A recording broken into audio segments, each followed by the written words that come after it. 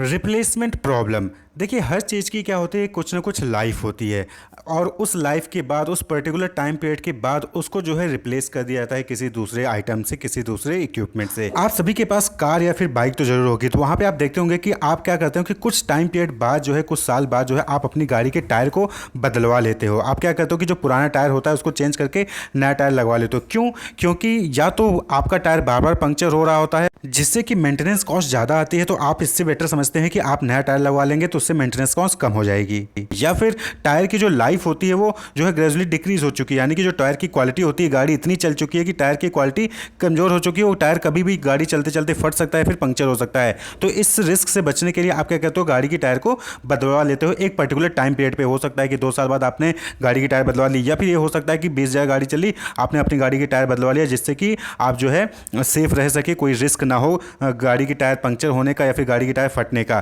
तो यही चीज़ रिप्लेसमेंट होती है। तो रिप्लेसमेंट प्रॉब्लम में क्या होता है कि आप जो है एंटिसिपेट करते हो पहले से ही कि कब आपको जो है गाड़ी की टायर बदलवा लेनी है, जिससे कि आपकी कार या बाइक कंटिन्यूअस चलती रहे, कभी कोई रिस्क ना हो। तो सिमिलरली जो इंडस्ट्रीज़ में होता है, जो मैन्युफैक्चरिंग कंपनीज होती है, वहाँ पे बहुत सारे इक्विपमेंट्स का यूज़ किया जाता है प्रोडक्शन करने के लिए, गुड्स को प्रोड्यूस करने के लिए, वो भी कंटिन्यूअस बेसिस पे होता है। तो जब अगर आप किसी मशीन को कंटिन्यूअस बेसिस पे यूज़ कर रहे होगे लगातार, तो कहीं ना कहीं उसकी एफिशिएंसी क्या होगी, कम होगी। धीरे धीरे टाइम के साथ धीरे धीरे उसकी एफिशिएंसी, उसकी परफॉर्मेंस कम होगी और उस पर जो मेंटेनेंस कॉस्ट आएगा वो भी ज़्यादा आएगा, यानी कि उसके रख रखाव का खर्चा ज़्यादा आएगा। तो इसमें क्या होने लगता है कि अब कंपनी को जो है नुकसान होने लगता है, यानी कि मॉनेटरी वैल्यू उतना वहाँ पे, मॉनेटरी बेनिफिट उतना वहाँ पे नहीं होता है। या फिर क्या होता है कि जब धीरे धीरे आप लगातार मशीन को यूज़ कर रहे हो तो अचानक से वो बंद हो जाएगा, अचानक से मशीन कंप्लीटली ख़राब हो जाएगी और काम करना ही बंद कर देगा। अभी तक तो था कि चल रहा था, लेकिन ज़्यादा जो है एफिशिएंसी अच्छी नहीं थी। जैसे कार है, तो कार जब पुरानी हो जाती है तो एवरेज कम देने लगती है, चलेगी लेकिन एवरेज कम देने लगेगी।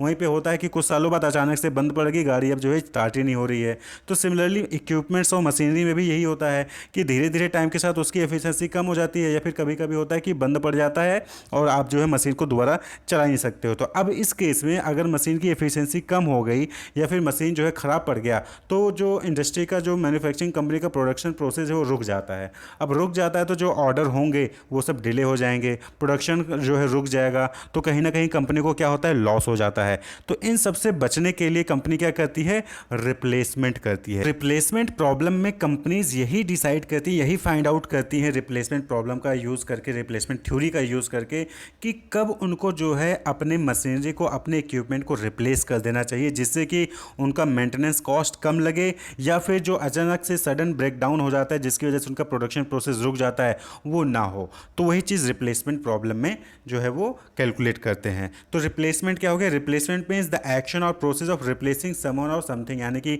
आपके पास जो भी मशीनरी है, जो भी इक्विपमेंट है, उसको एक पर्टिकुलर टाइम पीरियड में रिप्लेस कर देना, जिससे कि आपका प्रोडक्शन प्रोसेस चलता रहे, कोई दिक्कत ना आए। क्लियर? तो जो objective of the replacement problem is to determine the optimal time at which the equipment is to be replaced with new one. तो यहाँ पे क्या होता है रिप्लेसमेंट प्रॉब्लम में, कि हम जो ऑप्टिमल टाइम फाइंड आउट करते हैं कि जब आपको आपका जो पुराना मशीन है उसको नए मशीन से रिप्लेस कर देना चाहिए। क्लियर? 6 साल बाद भी हो सकता है, 7 साल भी बाद हो सकता है, या फिर जब बंद हुआ तभी आप रिप्लेस कर दीजिए। तो वहाँ पे आप क्या करते हो, एक ऑप्टिमल टाइम को फाइंड आउट करने की कोशिश करते हो कि तब तक आपको जो है अपना पुराना मशीन हटाकर नया मशीन ले आना चाहिए। नहीं तो क्या होगा कि या तो आपका काम रुक जाएगा, मशीन कंप्लीटली बंद हो जाएगी, या फिर आप जो है एफिशिएंसी कम हो जाएगी, मेंटेनेंस कॉस्ट ज़्यादा आएगा, उसको रख रखाव का खर्चा ज़्यादा आएगा। तो आपको जो है यहाँ पे क्या करते हैं, रिप्लेसमेंट प्रॉब्लम में आप ऑप्टिमल टाइम फाइंड आउट करते हैं कि जब आपको अपने इलेक्ट्रॉनिक आइटम को, अपने इक्विपमेंट को रिप्लेस कर देना चाहिए नए वाले से। तो replacement problem are concerned with the situation that arise when some item such as man, machine and usable things etcetera need replacement due to their decreased efficiency, failure और ब्रेकडाउन। यानी कि रिप्लेसमेंट प्रॉब्लम में हम क्या करते हैं कि optimal time को फाइंड आउट करते हैं कि कब हमें जो है अपने पुरानी मशीन को नए वाले से रिप्लेस कर देना चाहिए, क्योंकि जो पुराना वाला है उसकी एफिशिएंसी डिक्रीज हो रही होती है, या फिर वो फेल हो रहा था, या फिर वो ब्रेकडाउन हो जाता है, यानी कि बंद पड़ जाता है। क्लियर? तो डिक्रीज्ड एफिशिएंसी और कंप्लीट ब्रेकडाउन में आइदर भी ग्रेजुअल और ऑल ऑफ सडन, यानी कि जो एफिशिएंसी डिक्रीज हो रही है, फिर जो कंप्लीट ब्रेकडाउन हो रहा है वो या तो धीरे धीरे हो रहा होगा या फिर अचानक से ही हो सकता है। तो डिक्रीज एफिशिएंसी कहने का मतलब यहाँ पे क्या है कि आप जब ज्वाइन करते हो किसी ऑर्गेनाइजेशन को तो बहुत अच्छे से परफॉर्म करते हो, 1 साल 2 साल बहुत अच्छे से परफॉर्म करते हो, उसके बाद फिर धीरे धीरे आपकी परफॉर्मेंस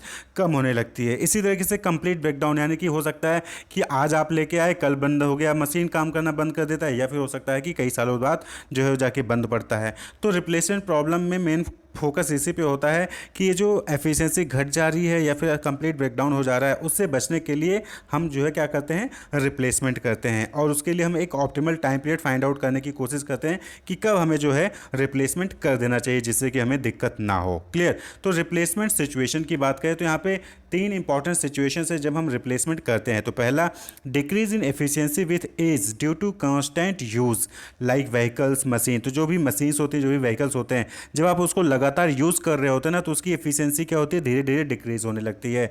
तो जिसकी वजह से हमें रिप्लेसमेंट करना पड़ जाता है। क्यों? क्योंकि उसको मेंटेनेंस कॉस्ट ज़्यादा हो जाती है। तो मेंटेनेंस कॉस्ट ज़्यादा हो गई तो हमें कोई फ़ायदा होता नहीं है उसको रखने से। तो इससे अच्छा है कि उसको आप रिप्लेस कर दीजिए। पहला सिचुएशन तो ये हो गया। दूसरा सिचुएशन क्या है कि सडन फेलियर और ब्रेकडाउन, यानी कि अचानक से मशीन फेल हो गया, मशीन काम करना बंद कर देता है। तो उस केस में क्या करते हो कि आपको रिप्लेसमेंट करना पड़ता है। जैसे बल्ब है, टीवी है, चल रहा है चल रहा है, अचानक से बंद हो गया। अब बंद हो गया, खराब हो गया, फ्यूज हो गया, तो आपको नया बल्ब लेके आना पड़ेगा। तो इस केस में हम क्या करते हैं कि अचानक से बंद हो जाए मशीन, इससे अच्छा है कि आप पहले से ही एंटिसिपेट कर लो कि ये कितने साल तक चलने वाला है, उसके बाद फिर आप उसको रिप्लेस कर दीजिए। यानी कि उसके बंद होने से पहले ही आप जो है उसको रिप्लेस कर दीजिए। तो एंटिसिपेट करते हैं, प्रोबेबिलिटी को फाइंड आउट करते हैं। वहीं पे तीसरा सिचुएशन है, item becomes out of date due to new development, यानी कि कोई नई मशीनरी आ गई, तो जो आप अभी तक मशीनरी यूज़ कर रहे थे वो पुराना हो गया, तो अब जो है आपको रिप्लेस कर लेना चाहिए, नहीं तो आप जो है कंपटीशन को फेस नहीं कर पाओगे। तो तीन सिचुएशन हो गई, इंपॉर्टेंट सिचुएशन है जहाँ पर रिप्लेसमेंट करना होता है। पहला कि उसकी एफिशिएंसी परफॉर्मेंस घट रही है, दूसरा वो अचानक से सडन फेलियर हो गया या फिर ब्रेकडाउन हो गया, या फिर तीसरा ऑब्सोलीट हो गया, यानी कि वो पुराना हो गया, अब नया मशीनरी आ गया है, तो आपको जो है उसको यूज़ करना होगा। क्लियर। तो ये तीन सिचुएशन होती हैं। क्लियर। तो यहाँ पे बात कर लें अजम्पशंस की। तो अजम्पशंस क्या हैं रिप्लेसमेंट प्रॉब्लम के?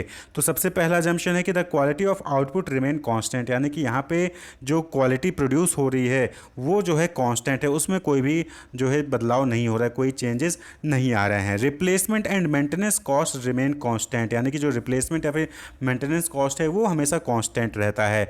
The operational efficiency of the equipment remain constant, यानी कि जो ऑपरेशनल एफिशिएंसी है इक्विपमेंट की वो भी क्या है, एक जैसी है, कांस्टेंट है। And there is no change in technology of the asset under consideration, यानी कि जो भी एसेट है जिसके लिए भी हम जो है रिप्लेसमेंट टाइम पीरियड को फाइंड आउट करने की कोशिश कर रहे हैं, उसमें कोई भी टेक्नोलॉजी में चेंज नहीं हुआ है। ये जो है अजम्पशन है रिप्लेसमेंट प्रॉब्लम के। रिप्लेसमेंट मॉडल में आपको जो है दो टाइप के प्रॉब्लम देखने को मिलेंगे, या फिर दो मॉडल्स होते हैं रिप्लेसमेंट में। क्लियर। पहला है replacement of item that deteriorate with the time, यानी कि ऐसे आइटम्स जो कि समय के साथ धीरे धीरे क्या होते हैं वो ख़त्म होने लग रहते हैं, या उनकी एफिशिएंसी क्या होती है, कम हो रही होती है। तो यहाँ पे भी आपको दो सिचुएशन मिलेंगी। पहला सिचुएशन जहाँ पे आप मनी वैल्यू को इग्नोर करते हो, यानी कि जो मॉनेटरी वैल्यू होती है वो कांस्टेंट रहती है। वहीं पे दूसरा सिचुएशन होता है जहाँ पे आप मनी वैल्यू को कंसीडर करते हो, यानी कि जो मनी वैल्यू होगी एक कांस्टेंट रेट पे चेंज हो रही होती है। और वहीं पे जो दूसरा मॉडल है that is replacement of item that fell completely, यानी कि जो कंप्लीटली फेल हो जाता है, ब्रेकडाउन हो जाता है। क्लियर। तो ये दो टाइप के आपको जो है मॉडल देखने को मिलेंगे रिप्लेसमेंट प्रॉब्लम में।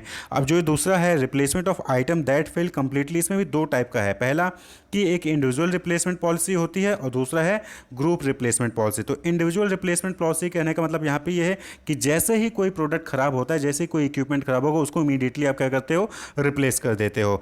Under this policy an item is replaced immediately after it's failure.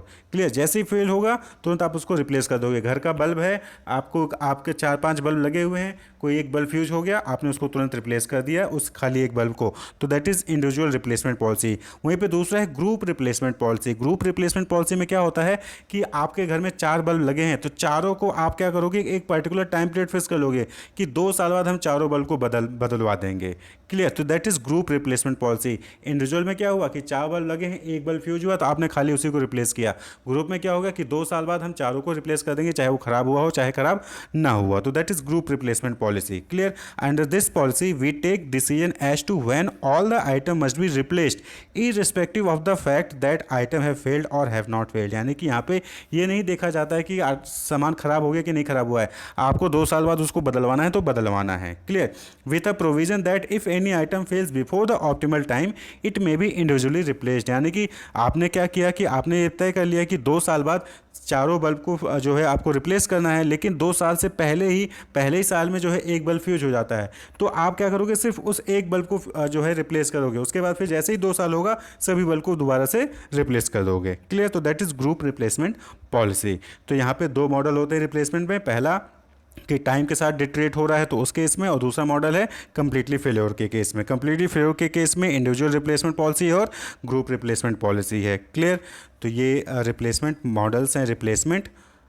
Problem के अंदर। Wish you all the best, keep watching.